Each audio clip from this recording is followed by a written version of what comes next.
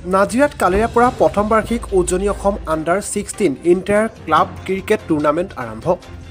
Nazira cricket একাডেমীৰ উদ্যোগত নাজিৰা জিলা ক্ৰীড়া সন্থাৰ খেলপথাৰত কালিৰে পৰা আৰম্ভ হৈছে প্ৰথম বাৰ্ষিক উজনি অসম আণ্ডাৰ-16 ইণ্টাৰ ডিষ্ট্ৰিক্ট ক্ৰিকেট প্ৰতিযোগিতা। নাজিৰা জিলা ক্ৰীড়া সন্থাৰ খেলপথাৰত অনুষ্ঠিত প্ৰতিযোগিতাখনি উদ্বোধন অনুষ্ঠানত অসম ক্ৰিকেট সন্থাৰ প্ৰাক্তন সভাপতি ৰমেন দত্ত, নাজিৰা সমজিল্লাৰ তথ্য আৰু জনসংযোগ বিষয়া ডক্টৰ বৰ্ণালী দত্ত প্ৰমুখ কেইবাগৰাকী বিশিষ্ট ব্যক্তি উপস্থিত থাকে। উজনি অসমৰ সৰ্বমুঠ 8টা দলে অংশগ্ৰহণ কৰিবলগীয়া এই প্ৰতিযোগিতাখনিৰ উদ্বোধনী মেচখন ৰয়েল কোচিং চেণ্টাৰ শিৱসাগৰ আৰু ফনিক্স কোচিং চেণ্টাৰ শিৱসাগৰ দলৰ মাজত অনুষ্ঠিত হয়।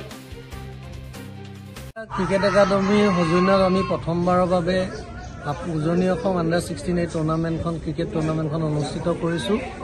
আমি এটা ভাবিছোঁ যে আমাৰ যিসকল উদীয়মান খেলুৱৈ আছে সেই খেলুৱৈসকলে যাতে উৎসাহিত হ'ব পাৰে, কাৰণ বৰ্তমান খেলৰ টুৰ্ণামেণ্টৰ সংখ্যাটো কমি গৈছে। সেইকাৰণে আমি নাজিৰা ক্ৰিকেট একাডেমীয়ে এই উদ্যোগটো লৈছোঁ।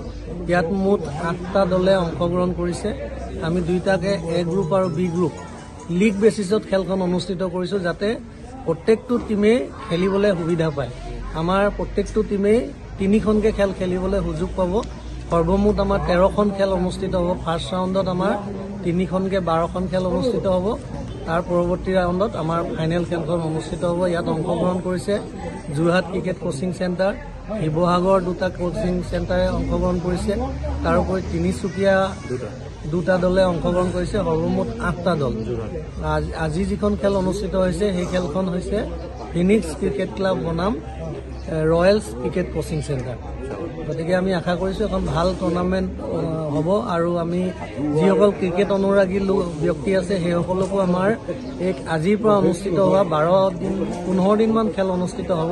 সেই আটাইকেইখন খেলতে সকলো ক্ৰিকেট অনুৰাগী ৰাইজক উপস্থিত থাকিবৰ কাৰণে অনুৰোধ জনাইছোঁ।